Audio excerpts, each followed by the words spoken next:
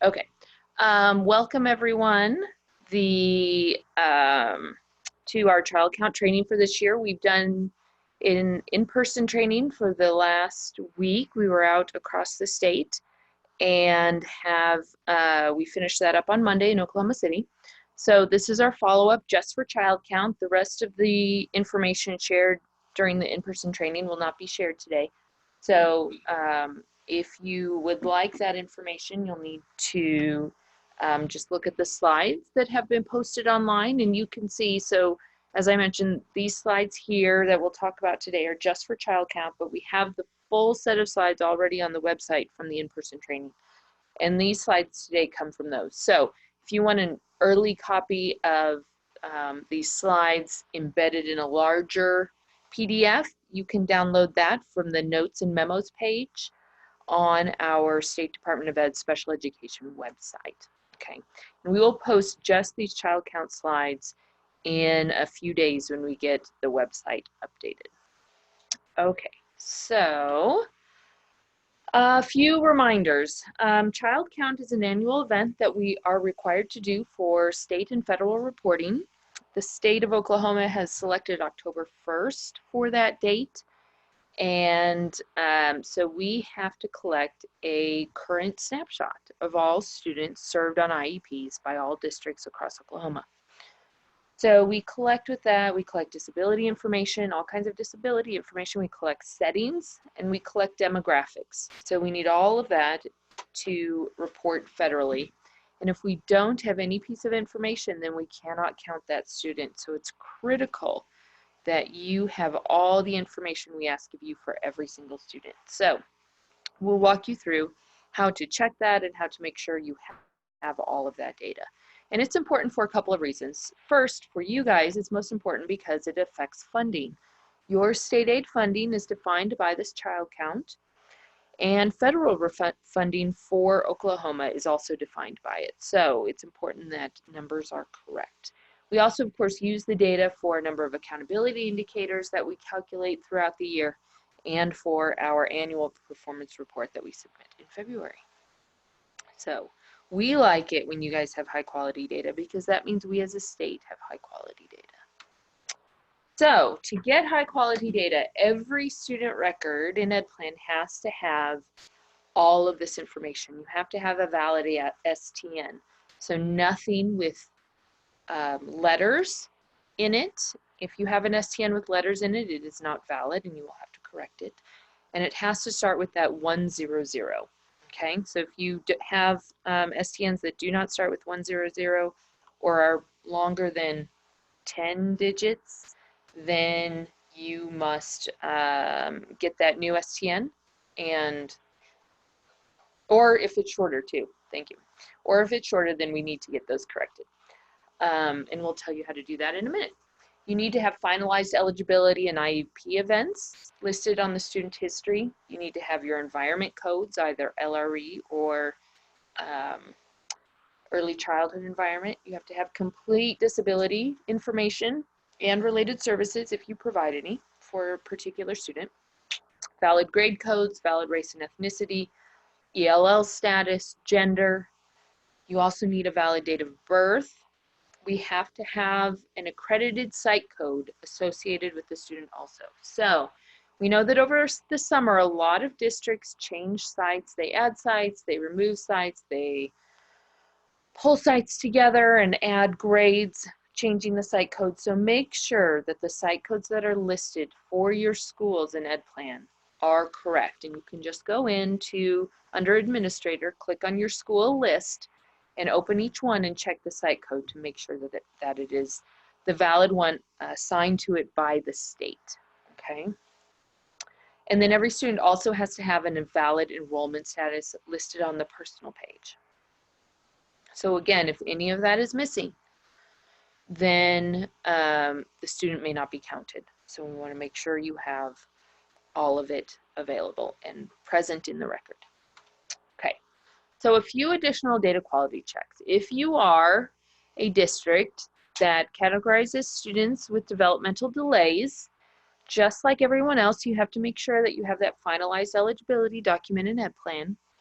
You also need to double check that the student has a suspected disability saved in the system, okay? For some reasons, we still find kids that have a primary of DD and no suspected listed. The system is supposed to generally prevent that from happening, but it does periodically, so check those.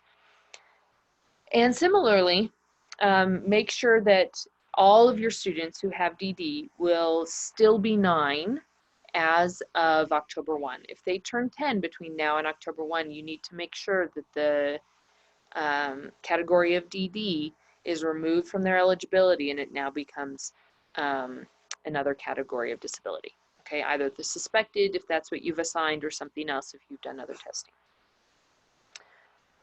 Additionally, you need to make sure that students who have recently exited or are going to exit prior to October 1, that they are no longer present in your SIS, in the WAVE, and in Ed Plan. So that's a lot of work, but you need to make sure that they've been exited from all 3 systems. Okay, and that usually means, and primarily, talking to your enrollment folks and making sure that those exits have been processed. Once they're processed, they will pull into Ed Plan in a couple of days. Okay. A few more data quality checks. Every student, as I said, has to have the correct enrollment status on the personal page. You can adjust this at any time. Most of our student information systems do not automatically pull that data and send it to Ed Plan. So you need to go in and fix it yourself for a student, particularly if you're serving them at home or temporarily at a hospital or a residential facility or something. You need to adjust their enrollment status, particularly if it's going to fall over over October 1. Okay. Make sure you change that. How do you know if you are a DD school? If you have any students that are assigned developmental delays, then you would be considered a DD school. It's reported annually in the assurances and agreements process. All demographic data needs to be checked and updated. Do not change in an Ed Plan, please, because you will find that it just reverts back to what it was the day before. You need to go to your student information system and change it there. So, for example, let's say you see that Johnny is marked as a girl in Ed Plan, but you know he identifies as a boy. So you change it to boy or male in the system. You save it, next day it reverts back to girl. You change it and save it, next day it reverts back. Well, that's because the nightly enrollment file that we send to Ed Plan has him listed as a girl. So the WAVE has him recorded as female. So you need to make sure that your student information is sending the correct information to the WAVE, which will then be sent to Ed Plan. So check that. So any demographic data, the source for that information is your student information system record, not Ed Plan. So you need to change it at that source. You'll need to resolve any duplicate records that you have. So if you have a kiddo with one record that has a missing STN and another record with an STN, you need to get those resolved. You'll need to get them merged or one of them deleted and so forth. If you need to merge records, just send a message to the message board in Ed Plan and they can help you do that. And finally, students not in the WAVE in your district on October 1 will not be counted. We are going to compare the Ed Plan lists to the WAVE, the enrollment lists for all districts. And if a student is not enrolled in the WAVE on October 1, they will not be counted for your district. So this will primarily affect 3-year-olds in your district. Okay, so if you have manually entered a student into Ed Plan, or maybe they're coming from Sooner Start and you haven't enrolled them in your SIS and you're just working on their paperwork, but they will have an active IEP as of October 1.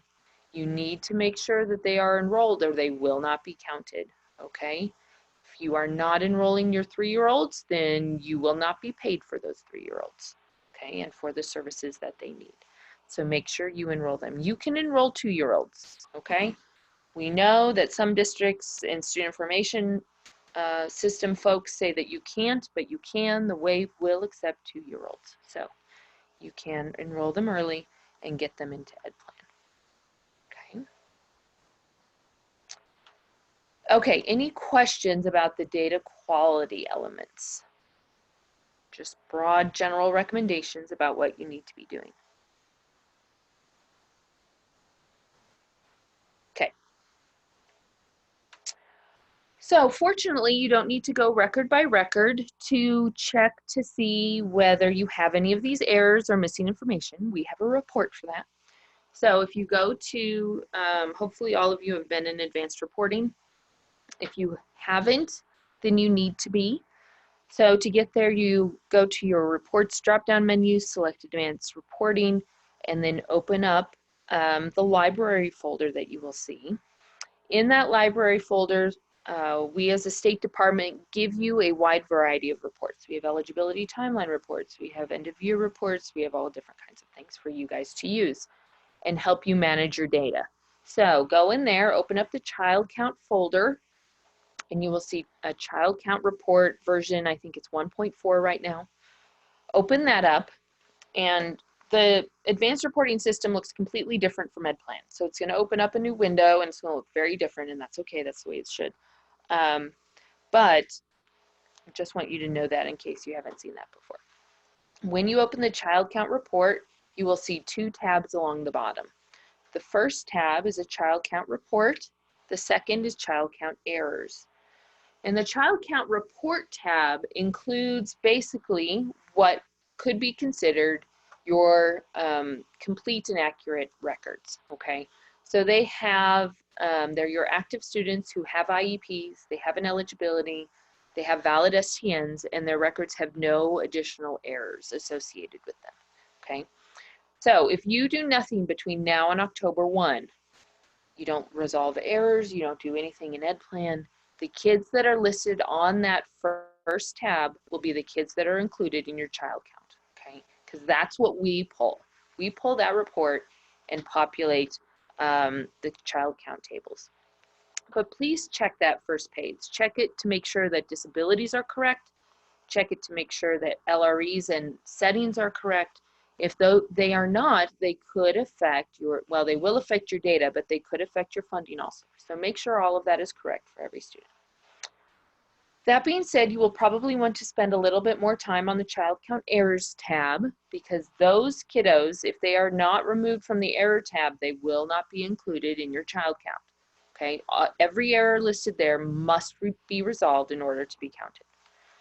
So that tab will list any active students who are eligible and have an IEP, but who are missing certain key pieces of information. So maybe they have an invalid STN, or they're missing some demographic information. Maybe they're missing their disability information. Okay, so check that list. Now remember, if you do not have any kiddos on that tab, if you don't have any kids listed, that's good. That means you don't have any errors. So you can move on and look at your first tab and make sure all of your data is correct. But check it regularly, because you may have new kids who come in that you haven't checked their records yet, and make sure that no new kiddos before October 1 have any errors. Okay. So what I'm going to do for the next few slides is talk through the errors that are on that tab, on that report, so that you know how to resolve each one. Okay, please know though that if you fix an error in a student's record, it will take 24 to 48 hours to show up in advanced reporting. And that's because advanced reporting does not have a live link with EdPlan. They're actually two different systems. We have to upload data to it nightly. And therefore, if you make a change one morning, it won't show until the next day. If you make a change late afternoon, it may not show for 2 days. So just to let you guys know, be patient with that. It will eventually show in advanced reporting. So the first set of errors that you may see are these in this blue box here. So invalid or missing STN, school site missing, date of birth, grade, gender, race, ethnicity missing, maybe ELL status missing, and then missing enrollment status, okay? So if you have STN issues, districts cannot change STNs in the system. That box is grayed out. So you will need to call one of us on the data team to make sure that that can get fixed. We have to check the waive, verify the STN, make sure that it's valid, and make any changes that way, okay? It may be that we have to delete certain records or have them merged first before we can change STNs. There's all kinds of stuff we may have to do in order to get that fixed. PCG can do a small portion of that, but since they cannot check the wave to validate an STN, we have asked them not to do that very often, but to, we ask that you guys contact us instead, okay? So anyone on our data team can do that. Demographic data. Again, if you are missing school site or grade, gender, race, ethnicity, etc., you have to go to your student information system to correct that, okay? If you add it to EdPlan and then it's not in your student information system, it will likely be overwritten overnight. So you need to go to that source system. Enrollment status, though, you should be able to update at any time. You can change that on the student's personal page and fix that there. You don't need to wait on the student information system to do that. Second error. So this is a shortened week length error. And this one is important. It may seem arbitrary for child count, wondering why you have to correct this for child count, but it will affect your LRE. If we don't have correct data in here, then we cannot calculate an LRE. Without an LRE, we cannot count your student, okay? So it's critical that you fix this if you see it. We don't have a whole lot of them, but we do see this periodically. So it will happen if, when you answer no to this question, is the student's instructional week the same length as non-disabled peers? So if you answer that with a no, you have to enter the total length of the student's instructional week on the services page. If you put letters in there, if you put symbols, then it will not calculate that time correctly to produce the LRE. So you need to make sure that only numbers are in those two boxes, okay? And that's, so if you even have a period in there, it's going to mess it up. So don't do like 10.5 hours and then 30 minutes. You would do 10 hours and 30 minutes. So make sure that that is correct there, okay? Third set of errors have to do with disability. So if you have a primary disability missing, DD with no suspected, DD as suspected, DD over 9, meaning they are 10, so DD can last through their entire 9th year, and then MD is secondary. If you have any of those, you must correct the information on the eligibility determination page in EdPlan. You can change it there, but then you must refinalize your eligibility. If you do not refinalize the eligibility, then it won't be saved in the event. Now, when you refinalize an eligibility determination, if you ever change disability information in EdPlan, you must notify the parent. So you'll probably have to complete the written notice and all of that. So please make sure disability information is correct the first time you complete that to reduce your workload later on or at this time of the year especially, okay? So check those errors. You may need to get started correcting those earlier than some of the others. So make sure you get that paperwork done as soon as possible.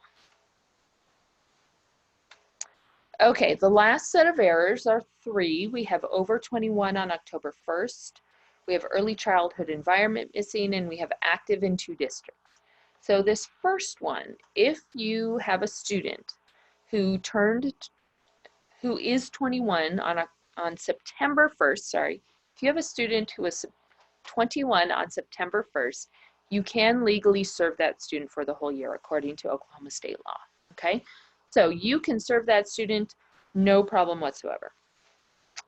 If they turn 22 before October 1, so basically if they turn 22 in the month of September, we cannot count them on the federal child count, okay? They will be removed and you will not get credit for them on the federal child count for that student. Now, they will count for state aid. Okay, we count them for state aid, but we do not count them for child count. So they won't show on your list. So we just want you to know that. We don't have very many throughout the state, maybe 4 to 5 a year at very most. So we don't expect you to see that, but if you do, that's what's going on with them. If you have an early childhood environment missing, okay, this error indicates that you haven't completed the environment tab in the early childhood data collection page on the IEP process page. Okay, so for 3 to 5 year olds, every single one of them has to have an environment listed for their setting. Where are they receiving the majority of their services? That's the question we have to ask and you have to answer. Okay, so where are they receiving the majority of their services? So let's say you have a 3-year-old who comes into your program this fall and you don't have a pre-K program, or maybe you do, but the parents want the child at home for the majority of time. They're not in a private pre-K or anything like that. You answer those questions and the student's environment will likely be separate class, okay? So you just answer that and produce that environment, and that's what it is. If that student comes back in the spring and is now enrolled in a private pre-K or in your public pre-K, then you need to change the environment to reflect the fact that they are now in a regular early childhood program. So anytime you learn of changes to one of your pre-K kiddos' educational environments, whether they are now attending an accredited Mother's Day Out program or now they're in a private pre-K, anything like that, you need to be changing the environment for that child, okay? This is especially important to do this time of year when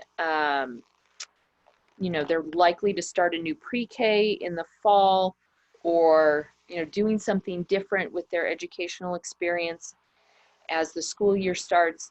Make sure that you are reviewing the environment for every single student, because it will affect your data that's reported in child count, okay? And it will affect your indicator data on your district data profiles. So make sure your environments are correct, okay? And if it's missing, certainly update that information, because we cannot include a kiddo on child count if we do not have an environment listed. The last error, active in 2 districts, is a tricky one for districts to see. For some reason, EdPlan doesn't like to give districts an X in that column if they have a student that is active in 2 districts.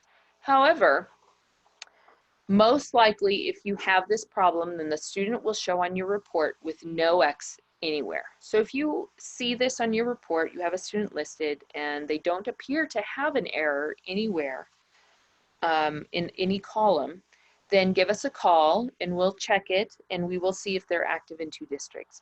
To resolve that, we have to resolve that for you. This is not something you can resolve because it has to do with checking the different EdPlan systems that they might be in. In the past, we've had kiddos enrolled in 5 or 6 or 7 districts at the same time active. So, you know, some of these things we have to resolve from our side. That so just give us a call if you see this, and we will be actively working to resolve these in the meantime to avoid you having to even deal with them. But just to let you know, if you see that, please give us a call. Any questions about errors on the child count report?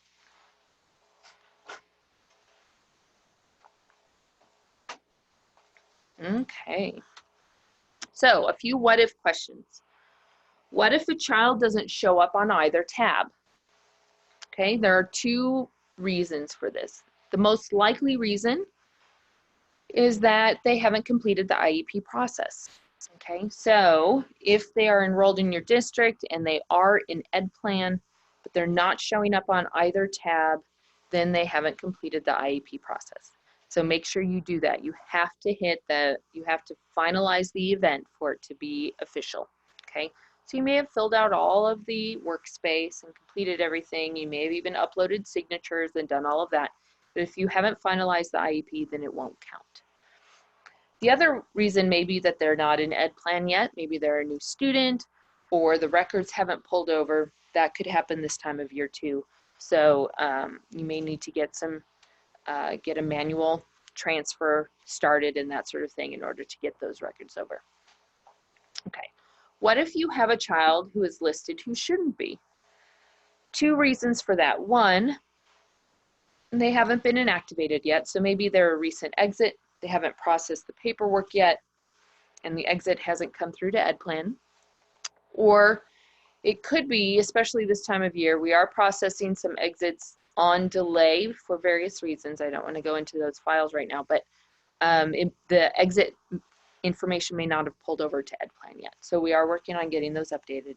But you can inactivate students who are not exiting like you would like them to if they have been exited from your district for several weeks. Okay, you can go ahead and do that. For various reasons, some of those exits are not going to pull over, particularly if you are a district that likes to delete enrollments from your student information system. Deleted enrollments do not pull into EdPlan easily, so it's something we have to resolve separately and manually, and it takes quite a bit of time. The other reason a student might still be listed who shouldn't be is that the non-eligibility paperwork hasn't been completed. So you need to make sure that if you have a student who is no longer eligible for special education, that their non-eligibility has been finalized in EdPlan. Okay, again, sometimes we see that workspace is completed, the draft has been done, everything is done, but that final button has not been pressed to make that event official. Okay, so make sure you get that done. What if you don't have a child's IEP finalized by October 1? Okay, if it's an initial IEP, the student will not be included in child count and you will not get funding for them for the year. So if you are working on new IEPs this time of year, they have to be done by October 1 for those students to be counted. Okay, and that's for initial IEPs only. If you are unable to resolve an error prior to October 1, you have a little bit more leeway on those. Okay, we want all errors completely resolved by October 1, but we know that in some cases that can't happen, particularly if you have students coming in at the last minute, other things like that. Then we do have until October 15th to resolve those errors. Okay, that's the last day of certification.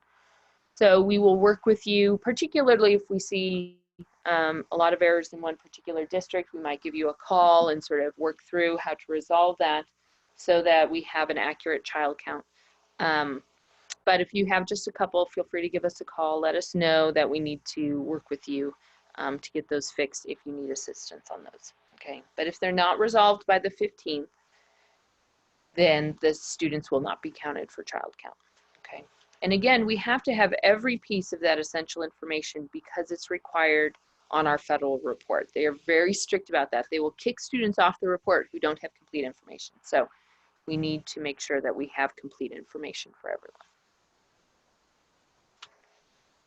Okay, so going into certification, child count data must be certified by the district superintendent by the end of day on October 15th to be considered timely. Okay, we will open certification on October 2nd, and superintendents will have until the 15th to complete it timely.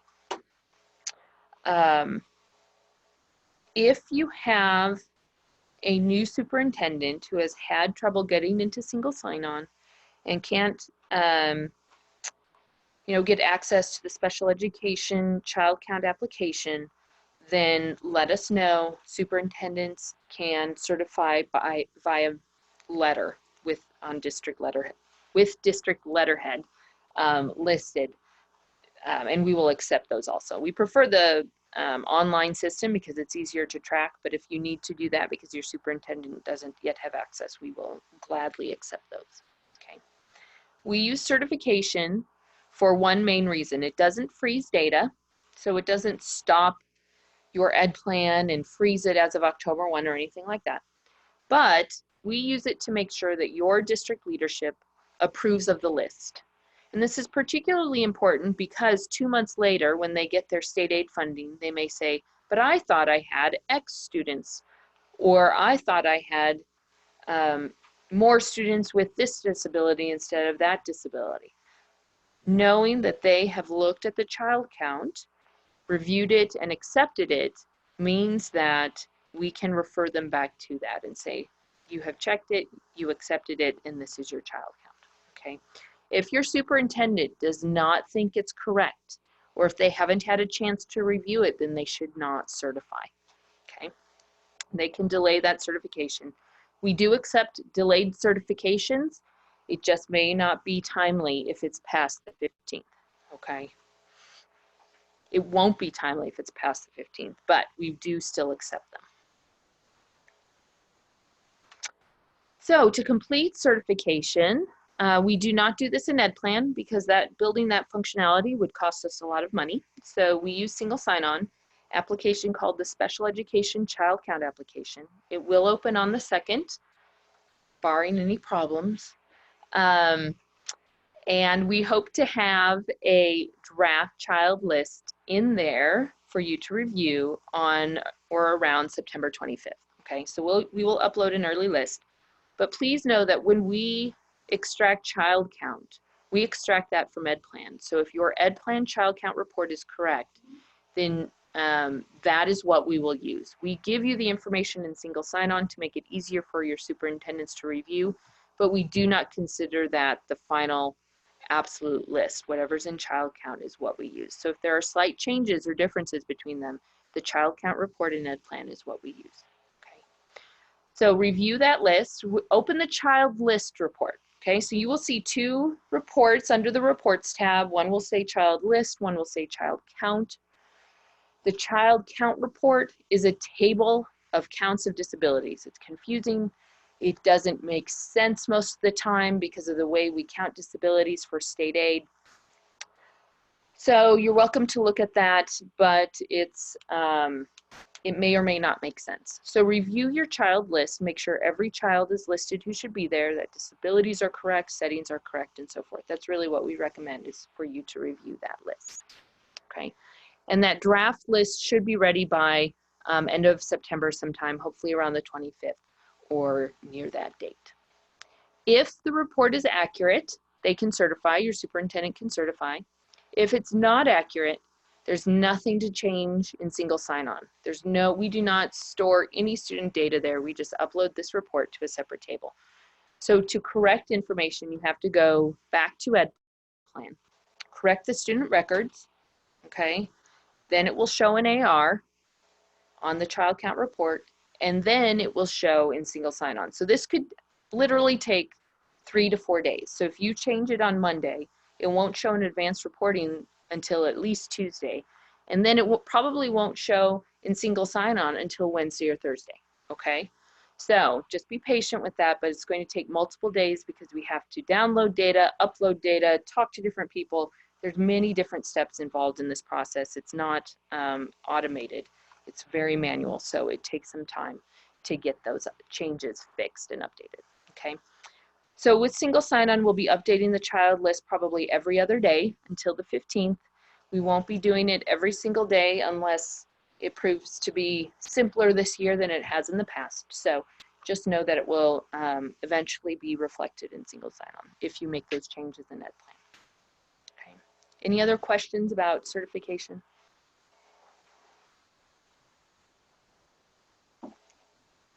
Okay. So one extra note. So that's all I have about child count. One extra note. Hopefully you've received information about your parent surveys in the mail. You should have received a packet from Utah with all new brochures.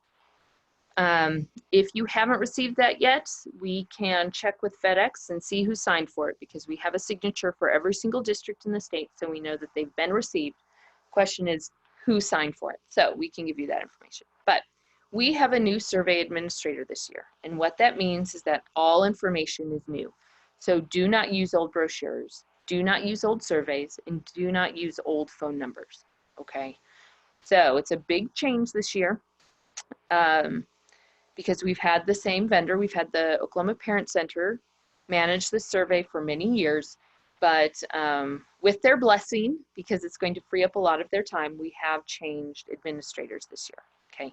We have a new landing site for you to look at, and this is on our website. So if you go to the State Department of Ed website, select Special Education. If you select the Family Resources tab, open up the Family Resources menu, you will see Part B Parent Survey. And on that page, we have lots of information for parents and districts. We have a blurb there in English for parents to access the survey. We have a blurb there in Spanish for parents to access the survey, okay? So you can send parents directly to our website for them to review the information. There's information on why it's important, the link, the phone number if they prefer to call in, okay? So you can give that to them at the IEP meeting. They can review that page and choose to answer the survey how they wish. But also for you guys, we have brochures that you can download. We have copies of the paper survey you can download and print. We know a lot of districts prefer to have their parents complete paper surveys. So those are available on that page. We have the updated phone numbers there, an updated mailing address, and the updated survey link. Okay, now please note that the phone number for English language and Spanish language, those are two different phone numbers, because the Spanish language phone number goes directly to someone who can speak Spanish rather than the main line. So please make sure to give parents the correct phone number for that. Okay, so if you have parents who prefer to answer the survey in Spanish, I wanted to show you this little icon that you and they will have to select in order to answer the Spanish language version, okay? So it's the same link this year. It's no longer two separate links. It's the same link, but to access the Spanish language version, you have to look in the top right corner, and there's a little English icon with a globe next to it. Click on that icon there, and a little drop down will appear that says Spanish. Click on the Spanish United States line, and the text will translate to Spanish for the whole survey, okay? So in case you open up the survey for parents at your school site, we wanted to share this information with you, because why would you ever think that you have to click on that little globe to get the Spanish language version? Okay, so we wanted to show that to you to help you guys out. Okay, so that's the information about the Spanish language access and the parent survey. Do you guys have any other questions about the parent survey? Fortunately, I do want to tell you this, fortunately the Parent Center is assisting with the transition to the new administrator. So if you do happen to give the old phone number, the Parent Center phone number, to a parent to answer the survey, that's okay. They will help the parent complete the survey on paper, and they'll be sending those paper surveys to Utah for collection, okay? So it's okay if you accidentally handed out old brochures at this time of year. They will be able to get to that survey via phone. I don't think they can get to the survey by the link that's on that brochure, but they can, if they call that number, they'll be able to answer it. Okay. Okay, so any other questions? I didn't have space on here, but we also have Maggie Garcia on our data team. If you call the main line and have a data question, she can help you answer those too. Many of you have spoken to her over time. Okay, but Tristan and Travis can answer questions. I can answer questions by email or phone. We're happy to do that. Let us know if you need anything over the next few weeks. Thank you very much.